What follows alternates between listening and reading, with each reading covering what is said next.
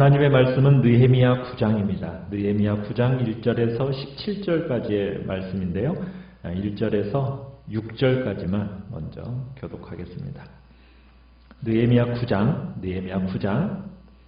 1절에서 6절까지의 말씀을 교독합니다. 1절입니다.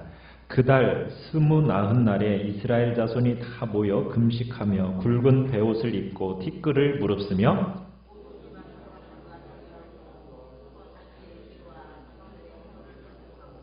이날에 낮 4분의 1은 그 제자리에 서서 그들의 하나님 여호와의 율법책을 낭독하고 낮 4분의 1은 죄를 자복하며 그들의 하나님 여호와께 경배하는데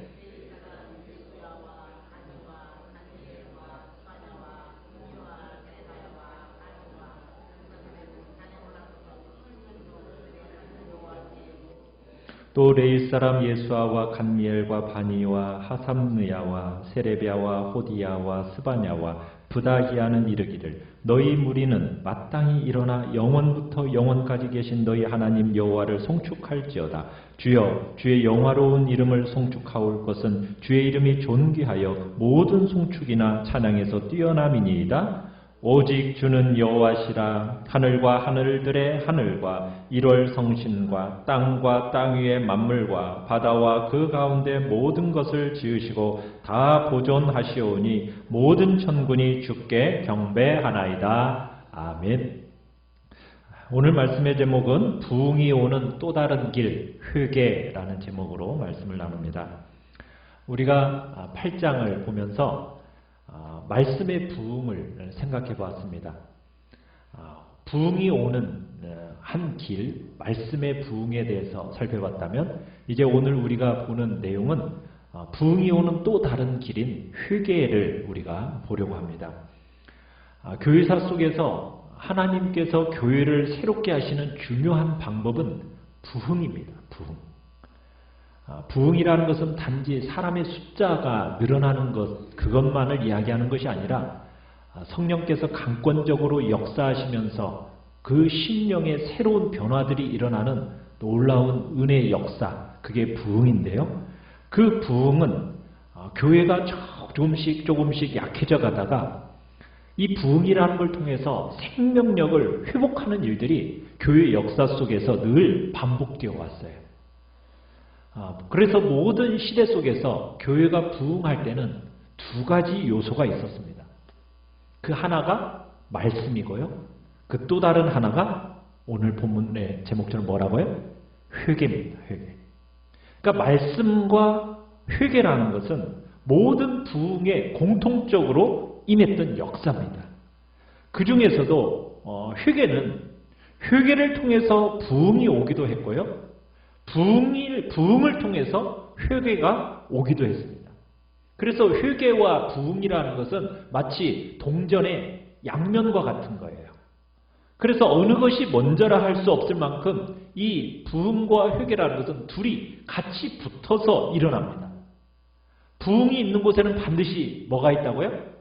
회개가 있다는 거예요. 우리의 죄를 자백하고 우리의 죄를 회개하는 것. 그 일이 부흥 속에는 반드시 있습니다. 그런데 여러분, 우리가 죄를 자백하고 회개하는 일이 여러분 행복한 경험인가요? 그건 그렇게 우리의 마음에 그렇게 막 행복감을 가져다 주기보다는 고통스럽고 아픔을 가져다 줍니다. 우리의 죄를 정말 낱낱이 드러내놓고 자백하고 그걸 하나님 앞에서 회개한다라는 것은 정말 고통스러운 일이에요. 아픈 일이에요. 그렇지만 이 회개라는 문을 통과해야만이 새로운 삶이 나타나는 거예요. 이 회개함이 없이는 새로운 삶이 불가능한 겁니다. 그래서 참된 새로움이라는 것은 이 회개라는 문을 반드시 통과해야만 가능하다는 사실이에요. 그래서 우리가 죄를 합리화하고 지나가는 것보다도 어리석은 일이 없는 겁니다. 우리는 죄에 대해서 자백하고 죄를 토설하고 죄를 돌이키는 과정, 그 과정이 반드시 필요하다는 얘기입니다. 이제 오늘 우리가 9장부터 이제 다음 주까지 두 번에 걸쳐서 이 회개에 대해서 보게 될 텐데 이스라엘 백성들이 회개를 시작하는데 어떤 방식으로 회개하는가? 먼저 1절을 같이 한번 읽어보도록 하겠습니다. 1절입니다. 시작. 그달 29날에 이스라엘 자손이 다 모여 금식하며 굵은 베옷을 입고 티끌을 무릅쓰며. 자, 언제 지금 이 일이 진행되고 있습니까? 그달 29날. 지금 이 그달은 8장에서부터 계속 진행되고 있는 달이에요. 몇 월입니까? 지난주에 몇 월이라고 했어요? 네. 우리가 8장 1절에 보면 몇째 달에 이르러? 7째 달. 그러니까 몇 월이에요? 7월이에요. 7월. 7월 첫날, 그 첫날부터 이제 8장이 시작이 되는 거예요. 그 첫날을 가리켜서 무슨 절기라고 그랬어요? 절기가 나팔절 이렇게 했죠. 나팔절. 나팔절은 뭘 얘기한다는 거였어요? 그렇죠. 신년을 얘기한다고 그랬어요. 그러니까 이스라엘 백성들이 그때 이제 성경을 나팔절에 읽어 들려주니까 그 심령에 막 회개함이 일어나기 시작했어요. 그러면서 막 울었죠. 막 울기 시작하니까 그때 느헤미야와 에스라와 레위 사람들이 뭐라고 얘기했습니까? 오늘은 여호와의 성일이니까 슬퍼하지 말고 울지 말아라. 여호와로 인해서 기뻐하는 것이 너희의 힘이다. 이런 말을 그 당시 지도자들이 했어요. 그래서 이때 막 울면서 회개하는 것을 딱 멈추고 어떤 일이 있었어요? 기뻐하고 즐거워했어요. 그러다가 잠시 후에 또 무슨 절기를 또 지내게 됐어요?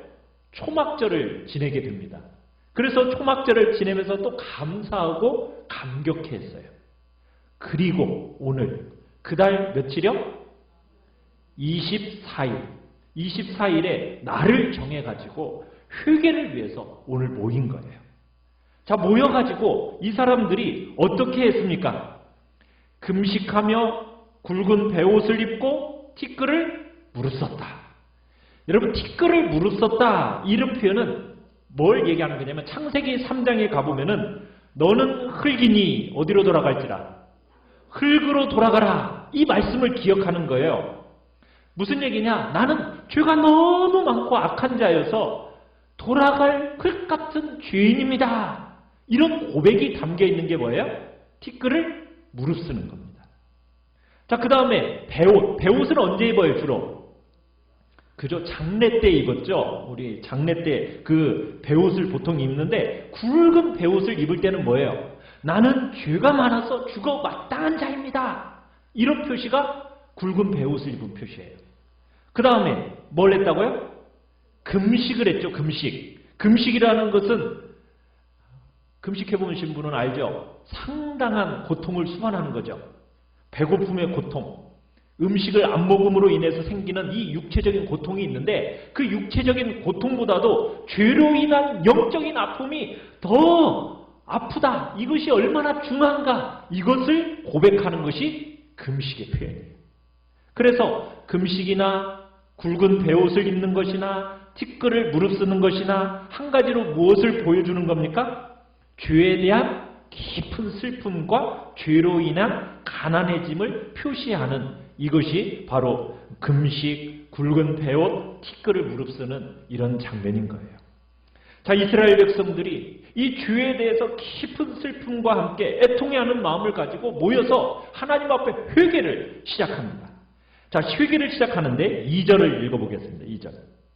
시작. 모든 이방 사람들과 절교하고 서서 자기의 죄와 조상들의 허물을 자복하고. 자, 하나님과의 이 관계 회복이 얼마나 중요한지를 고백하는데 먼저 어떤 일을 하고 있어요? 이방 사람들과 절교를 합니다. 그러니까 하나님과의 관계 속에서 이 하나님 앞에 인간적인 관계를 먼저 내려놓는 거예요. 하나님과의 영적 바른 관계를 회복하기 위해서 이것이 너무너무 시급하다라는 이 표와 고백으로서 뭘 하고 있어요? 이방 사람들과의 관계를 단절하는 거예요.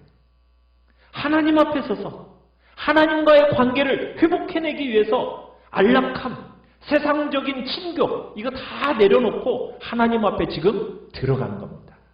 그러면서 죄를 자백하고 죄를 고백하는데 어떤 죄를 지금 고백하고 있습니까? 자기 죄만 하고 있나요?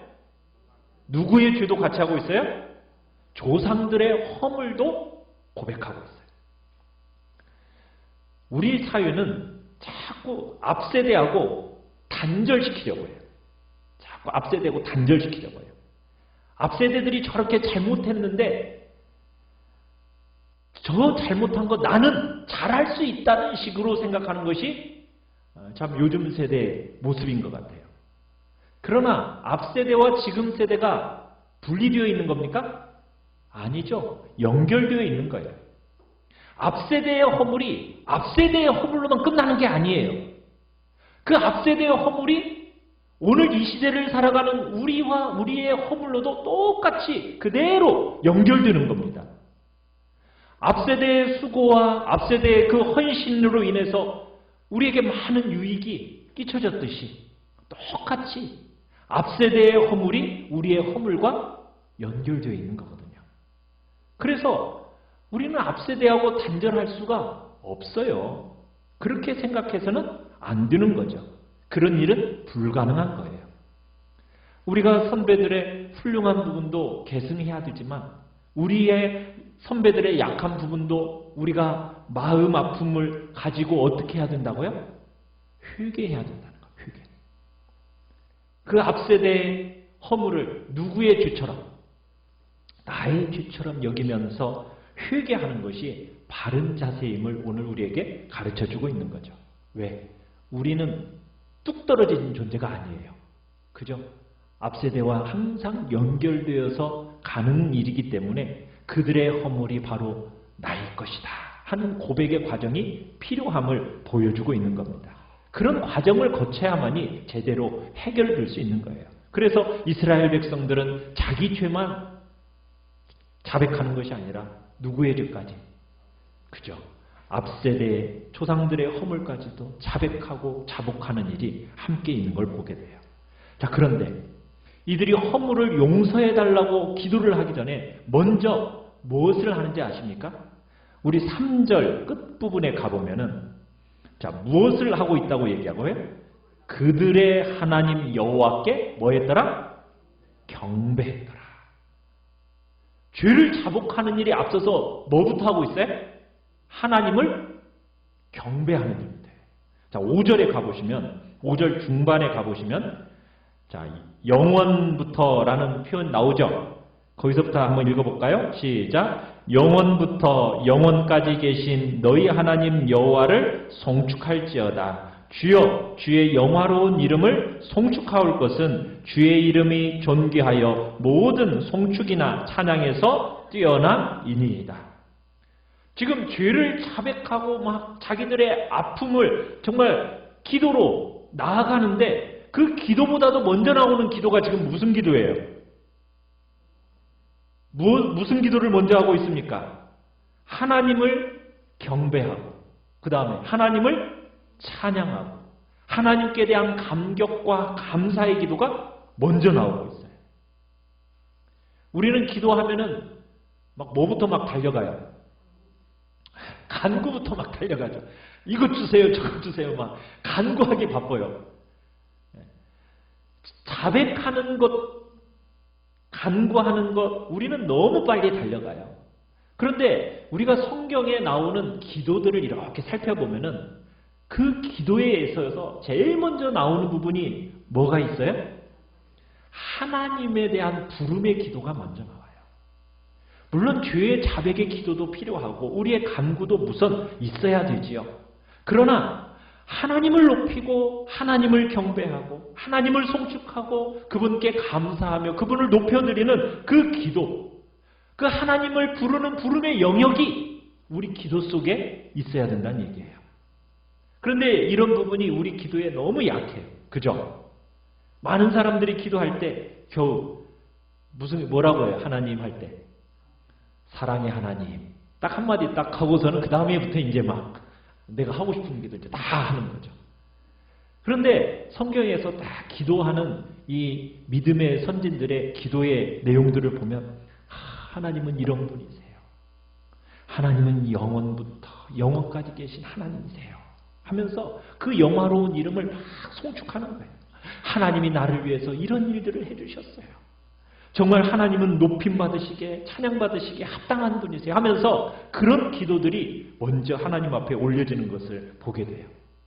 그러니까 우리도 우리의 기도 속에서 하나님을 송축하고 그분을 높이며 그분을 기리고 하나님을 향한 고백들이 먼저 나오는 것, 우리가 잊지 말아야 할 기도의 영역이라는 것을 우리에게 말씀하고 있는 겁니다.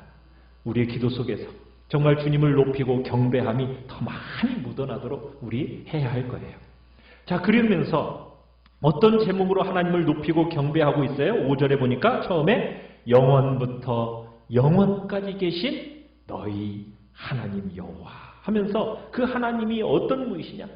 내가 태어나기 전부터 영원 전부터 영원까지 계신 하나님 하면서 그분을 높여드리면서 또 뭐라고 얘기해요?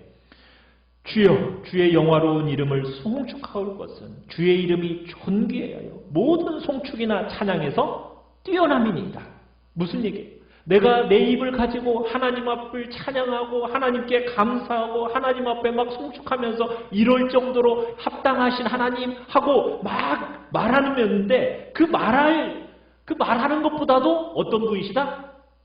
더 뛰어나신 분이 바로 하나님이시다라는 것을 얘기하는 거예요.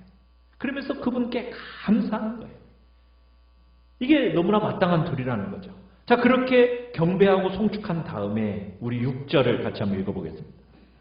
시작. 오직 주는 여호와시라. 하늘과 하늘들의 하늘과 1월 성신과 땅과 땅 위의 만물과 바다와 그 가운데 모든 것을 지으시고 다 보존하시오니 모든 천군이 주께 경배하나이다. 자, 하나님은 어떤 분이세요? 창조주 하느님이신 거죠? 뭘 창조하셨어요? 하늘과 하늘들의 하늘과 그 다음에 해와 달과 별들을 다 지으시고 그 다음에 땅과 땅 위에 있는 모든 것 다 지으시고 또 바다와 그 가운데 있는 모든 것 다 지으신 분이 누구이시다? 하나님이시다. 여러분, 하나님이 얼마나 광대한지 몰라요. 우리는 뭐 바다만 봐도 광대하다고 그러는데 여러분, 우주를 생각해 보면은 이 우주 속에서 우리가 살고 우리가 알고 있는 이 태양계, 지구가 속해 있는 이 태양계라는 것이 과학이 발전하면서 이게 이 우주 전체 중에서요 하나의 귀퉁이 속에 있는 먼지 같은 게 이게 태양계라는 거예요. 우주가 얼마나 광대하고 큰지 과학이 발전하면 발전할수록 막 그 우주의 광대함을 이게 인간이 표현할 수가 없는 거예요. 그런데 그 우주 만물을 창조하신 분이 누구라고요? 하나님이시다는 거예요. 어마어마하게 광대한 우주, 그 우주를 창조하신 하나님이 어떻게 하시느냐? 우리 7절, 8절을 같이 한번 읽어봅시다. 7절, 8절 시작. 주는 하나님 여호와시라. 옛적에 아브라함을 택하시고 갈대아 우르에서 인도하여 내시고 아브라함이라는 이름을 주시고 그의 마음이 주 앞에서 충성됨을 보시고 그와 더불어 언약을 세우사 가나안 족속과 헷 족속과 아모리 족속과 브리스 족속과 여부스 족속과 기르가스 족속의 땅을 그의 씨에게 주리라 하시더니 그 말씀대로 이루셨사오매 주는 의로우심이로소이다. 여러분, 광대한 우주, 그 우주 만물을 창조하신 여러분, 더 크고 영화로우신 그 하나님이 무엇을 하셨느냐?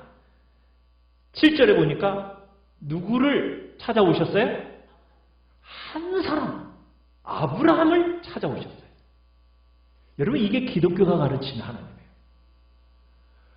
그 광대한 어마어마한 우주 만물을 창조하신 그 무한하신 하나님이 누구를 찾아오셨어요? 정말 작디 작은 인간, 그 한 사람을 찾아오셨다라는 거예요. 여러분, 이게 기독교가 가르치는 하나님이십니다. 하나님이 얼마나 위대하고 강대한지 정말 그분을 알고 높여드리고 정말 송축하는 것이 합당하지만 그게 전부가 아니라 그 하나님이 여러분 개개인 한 사람 한 사람을 아시고 그 하나님이 찾아오셔서 만나주신다라는 것. 여러분 믿으세요? 그 하나님이 여러분을 찾아오셔서 그 하나님 아버지를 만나고 경험하고 알고 그분과 함께 먹고 마시며 동행하는 것. 여러분, 여기까지 알아야 기독교가 되는 거예요. 그냥 하나님이 신이라는 무한한 존재가 있다. 여러분, 그것을만 믿는 것은 기독교가 아니에요. 신이 있다라는 것을 믿는 정도는 기독교가 아닙니다. 그 무한하신 하나님이 누구를 찾아오셨다고요?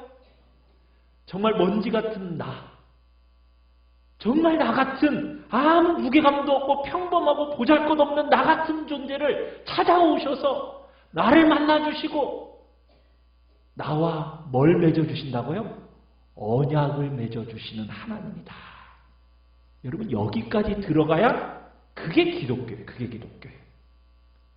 정말 하나님이 여러분의 인생 속에 들어오셔서 여러분을 만나주시고 여러분과 함께 먹고 마시면서 그 하나님이 개인적으로 친밀하게 만나고 사귀고 동행하는 여러분, 그 역사가 여러분의 삶 가운데 나타나셨습니까? 여러분, 이것이 나타나야 성경이 말하는 기독교예요. 그 하나님을 만난 사람이 성도인 겁니다. 그 무한하고 광대하신 하나님을 누구의 하나님이라고? 나의 하나님이라고 고백할 줄 알아야 그게 기독교인이 되는 거예요. 신이 있어요. 이것으로 충분하지 않은 겁니다. 무한하고 광대하신 그 하나님이 바로 나의 하나님이십니다 라고 말해야 그게 진짜 성도인 거죠. 자, 그 아브라함을 찾아오셔서 뭘 하셨어요? 7절에 옛적에 아브라함을 딱 택하시고 인도하여 내시더니 뭐 하셨다고요? 아브라함이라는 새로운 이름을 주셨어요. 하나님께서 아브라함에게 새로운 이름을 주셨다라고요. 새로운 이름을 주셨다는 얘기는 뭐냐? 새로운 신분, 새로운 지위, 새로운 삶, 새로운 부름으로 아브라함을 초대하셨다는 얘기입니다. 여러분, 새로움의 핵심이 뭡니까? 여러분, 아브람이라는 뜻이 뭔지 아세요? 아브람. 높임받는 아버지, 이런 뜻이에요. 높임받는 아버지. 그러면 아브라함은 무슨 뜻이죠? 많은 민족의 아버지, 열국의 아버지, 이런 뜻이에요. 그러니까 하나님께서 갈대아 우르에 찾아가셔서 아브라함을 만나시고 그를 뭐라고 불러주셨다고요? 아브라함이라고 불러주셨어요. 여러분, 그것이 우리의 삶에서도 동일하게 나타나셔서 우리를 아브라함으로 불러주신다는 거예요. 여러분, 어떤 면에서 우리도 아브라함과 똑같은 인생을 살아왔어요. 어떤 인생을 살아왔어요? 막 내가 높임받는 아버지가 되고 싶어서 그런 아버지로 내가 살아온 거예요. 야, 어떻게 하면 내가 높임받을까? 주님을 모를 때 우리가 궁극적인 목적이 뭐예요? 내가 사람들로부터 어떻게 하면 높임받을까? 내가 어떻게 하면 사람들로부터 인정받을까?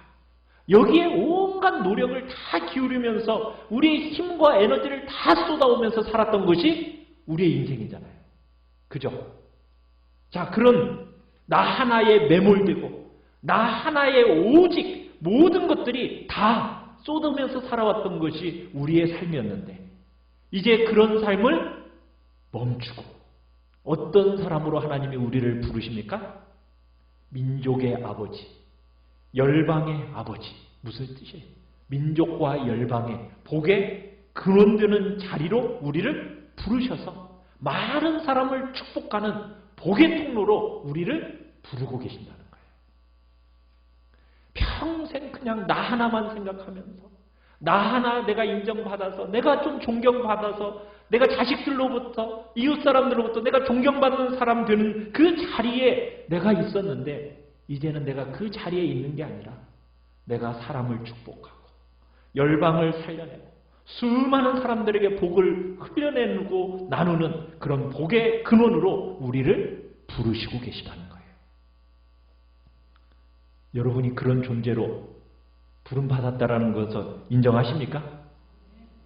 그저 나 혼자 나 홀로 그냥 인정받고 높임받는 그런 삶을 살았는데 더 이상 내 힘을 쏟아내는 것이 아니라 내가 열방을 축복하고 민족을 품어내고 내가 이웃들을 축복할 줄 아는 그런 복의 근원, 복의 통로가 되는 삶으로 내가 부름받았다.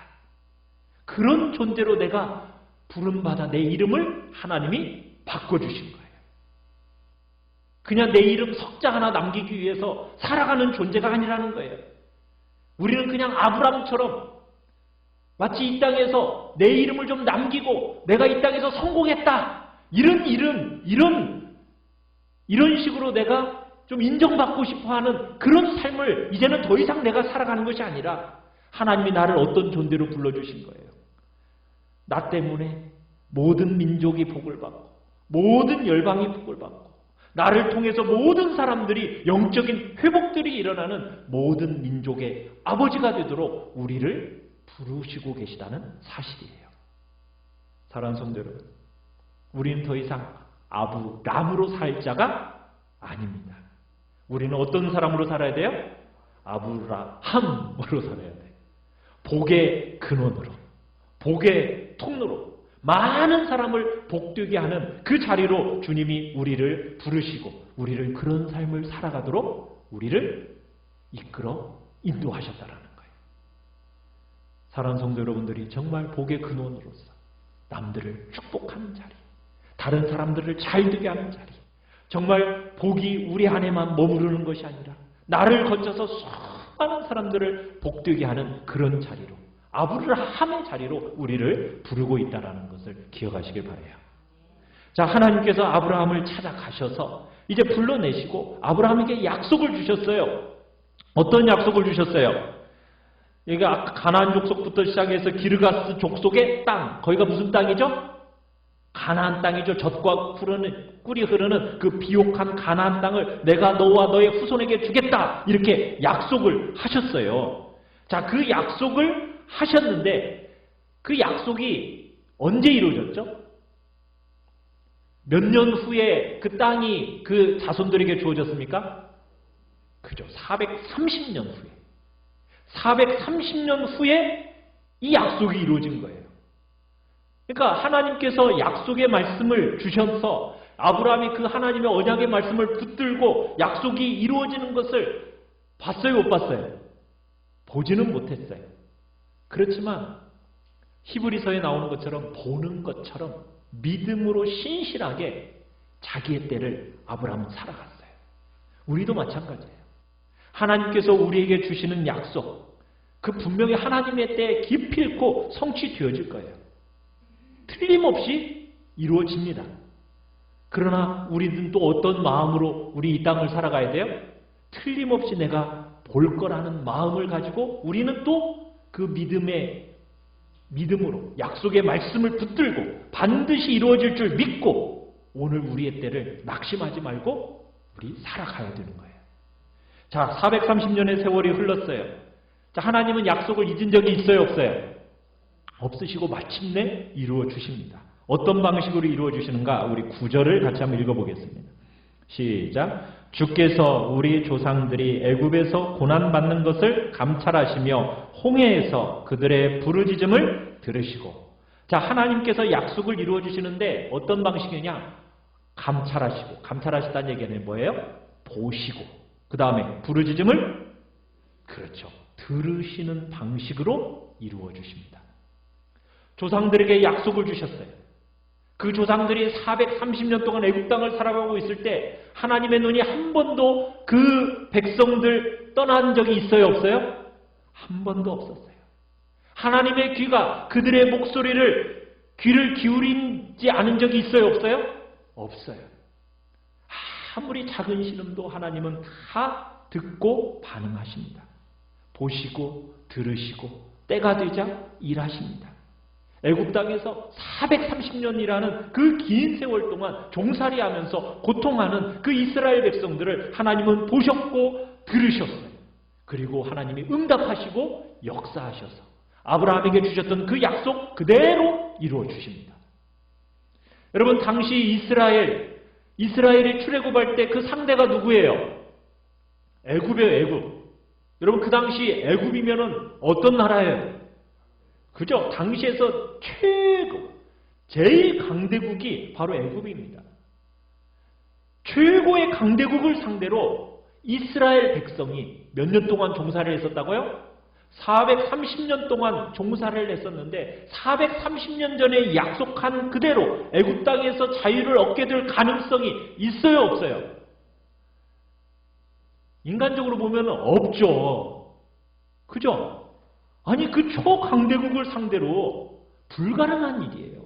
그런데 약속하신 하나님이 신실하게 일을 행하신 거예요.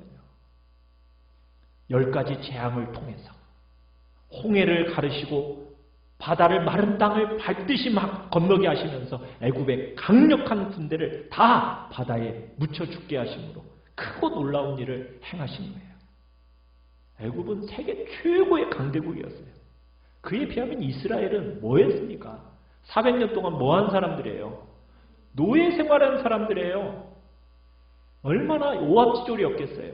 그런데도 하나님은 그 약속을 기억하셨고, 그리고 그 눈은 그 백성을 향하여 계셨고, 귀는 그들의 탄식에 기울이고 계시면서 때가 딱 되니까 한치의 오차도 없이 강력한 그 애굽을 완전히 깨트려 버리시고 이스라엘을 불러내셔서 약속이 이루어지도록 역사하신 거예요.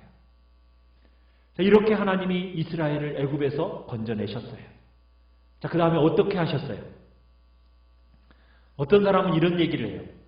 구원은 하나님이 주시지만 그 다음부터는 네가 잘해야 되는 거야. 맞는 말이에요? 틀린 말이에요? 구원은 하나님이 은혜로 받지만 이제부터 은혜로 받은 구원, 이제부터 네가 잘해야 돼? 맞아요? 틀려요?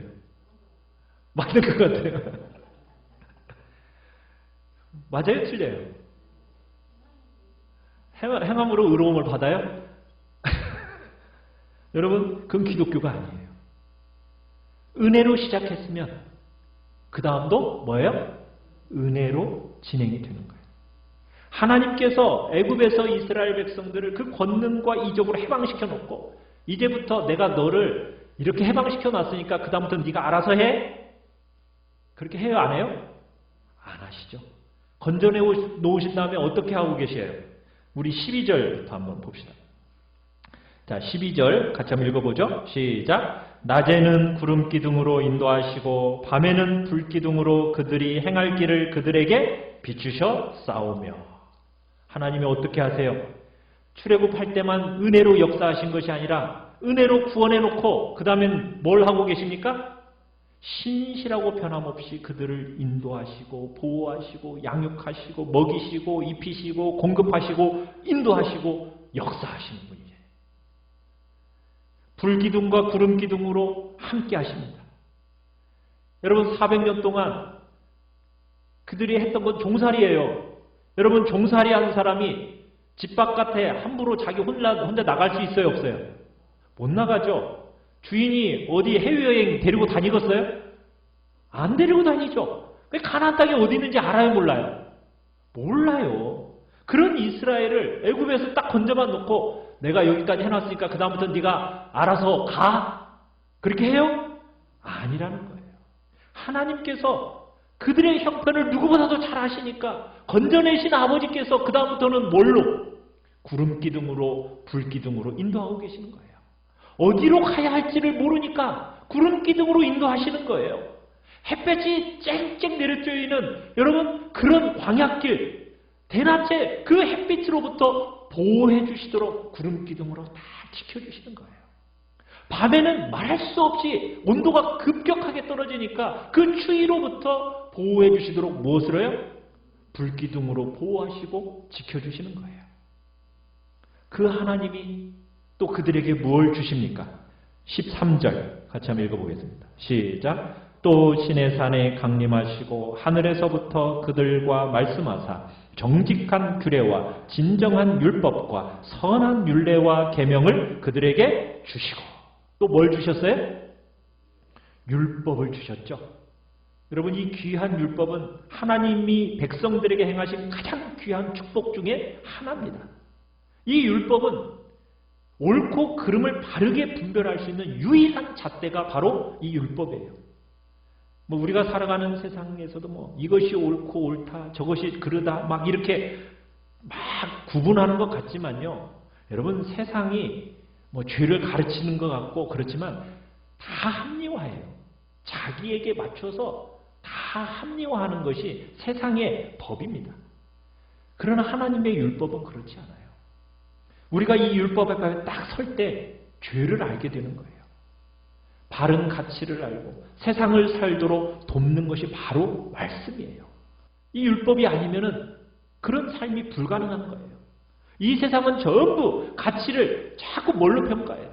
돈으로 평가하고 학벌로, 재능으로, 신분으로, 지위로 막 이런 거로 가치를 평가하지만 그러나 세상이 뭘로 정말 가치 있는가? 우리는 무엇으로 분별할 줄 알아야 돼요? 하나님의 말씀으로. 인생의 참된 가치가 어디 있는지, 영원한 것이 무엇인지 우리가 어디 설 때 알 수 있어요? 말씀 앞에 설 때 알 수 있는 거거든요. 이 귀한 축복의 말씀을 우리에게 주셨어요. 그런데 이 율법의 말씀이 막 짐처럼 여겨져요. 짐처럼. 여러분, 이 말씀이 언제 짐처럼 여겨져요? 내 마음에 욕심이 들어오면은 짐처럼 여겨져요. 짐처럼. 내가 막 욕망을 추구하고 막 정욕을 따라서 살고 싶은데 이 하나님의 말씀이 자꾸 뭐가 돼? 이게 아니라는 거예요. 그렇게 살지 말라는 거예요. 그러니까 이 말씀을 어떻게 하고 싶어요? 그죠? 버리고 싶죠. 이게 자꾸 걸림이 되고 짐이 되는 거예요. 그게 이제 어디에서 나타났냐? 14절을 같이 한번 읽어보세요. 14절. 시작. 거룩한 안식일을 그들에게 알리시며 주의 종 모세를 통하여 계명과 율례와 율법을 그들에게 명령하시고 하나님께서 뭘 주셨대요? 안식일을 거룩한 안식일을 그들에게 선물로 주십니다. 여러분 안식일이라는 것은 하나님의 행하신 일의 요약과 같은 것이 안식일이에요. 400년 동안 종살이를 한 사람들이에요. 여러분 400년 동안 종살이를 한 그 종들에게 안식일이라는 게 있었을까요? 없었을까요? 그죠? 종에게 무슨 안식일이 있었겠어요. 그런데 이 안식일을 주었을 때는 그 속에 무슨 의미가 들었겠어요? 너는 더 이상 종이 아니라는 거예요. 자유자라는 거예요. 너는 자유자일 뿐만 아니라 존귀한 하나님의 아들이라는 사실을 증거하는 그 대표적인 게 뭐냐? 뭐라고요? 안식일인 거예요. 안식일. 그래서 막 더 이상 억지로 일을 하지 않아도 돼요. 쉴 때는 쉴 수 있는 안식일이 주어진 거예요. 자유를 상징하고 하나님이 행하신 큰 상징의 표가 뭐라고요? 안식일이에요. 안식일. 자, 그런데 이 안식일이 언제부터 막 짐스러워요? 이게 왜 안식일이 막 쉬는 게 왜 이렇게 짐스러워? 언제부터 그래요? 이스라엘 백성들이요 땅을 소유하고 농사를 짓고 막 소유물을 얻기 시작하니까 그때부터 이제 안식일을 준수하는 게 짐스러워지는 거예요. 왜? 그때 이제 막 돈을 더 벌 수 있거든요. 돈을 더 벌 수 있는데 쉬라는 거야. 안식일에 돈 더 벌 수 있는데 아니 쉬라는 거예요. 여러분 그러면은 이게 안식일이 막 짐스러워지는 거예요. 여러분 우리는 죄의 종이 아니고 돈의 종이 아니고 성공의 종도 아니고 우리는 누구입니까? 하나님의 자녀고 하나님의 행하신 큰 일을 정말 기뻐하는 표현이 바로 뭐라는 거예요? 안식일이에요. 안식일. 여러분 그래서 주일날 쉬는 거예요. 무엇을 마음을 가지고 나는 이제는 이 땅의 종이 아니다. 세상의 종이 아니고 나는 돈의 종이 아니고 성공의 종도 아니고 나는 뭐다? 하나님의 존귀한 자녀다 하는 딱 드러내는 표시가 어디에서 나타나는 거예요? 그렇죠. 주일날 딱 안식하면서 하나님을 경배하고 찬양하는 그 자리에서 나타나는 거예요. 근데 자꾸 욕망이 들어오고 욕심이 내 속에 막 들어오니까 물질이 막 내 마음속에 들어오고 다른 사람들과 경쟁해서 내가 남을 이겨야 된다라는 그 경쟁심이 내 마음속에 들어오니까 안식일이 어떻게 돼요? 자꾸 짐스러워지는 거예요. 참된 안식을 다 잃어버리는 거죠. 약속의 땅 그 가네스바나에 들어가서 이제 주님이 그 땅을 취하라 이렇게 말씀을 하십니다. 자, 그러니까 15절로 가보시면은 15절, 자 15절, 16절, 17절까지 같이 한번 16, 17절 중반절까지 같이 한번 읽어보겠습니다. 시작. 그들의 굶주림 때문에 그들에게 양식을 주시며 그들의 목마름 때문에 그들에게 반석에서 물을 내시고 또 주께서 옛적에 손을 들어 맹세하시고 주겠다고 하신 땅을 들어가서 차지하라 말씀하셨사오나 그들과 우리 조상들이 교만하고 목을 굳게 하여 주의 명령을 듣지 아니하고 거역하며 주께서 그들 가운데서 행하신 기사를 기억지 아니하고 목을 굳게 하며 패역하여 스스로 한 우두머리를 세우고 종되었던 땅으로 돌아가고자 하였나이다. 여러분 이스라엘의 죄를 이야기할 때 늘 등장하는 게 세 가지가 있어요. 첫 번째는 뭐냐면 하나님의 말씀을 듣지 않았다. 두 번째는 뭐냐면 하나님의 행하신 그 귀한 일들을 잊어버렸다. 세 번째는 뭐냐면 목을 굳게 해서 고집부렸다. 이게 이제 이스라엘의 역사 속에서 반복되는 세 가지 형태예요. 이게 반복적으로 이렇게 띄고 나타나는 죄의 모습들입니다. 하나님의 말씀을 듣지 않았어요. 대신에 뭘 들었어요? 정탐꾼들의 말을 들었어요. 그리고는 그들의 말 따라 저들은 장대한 족속이고 우리는 메뚜기 같다.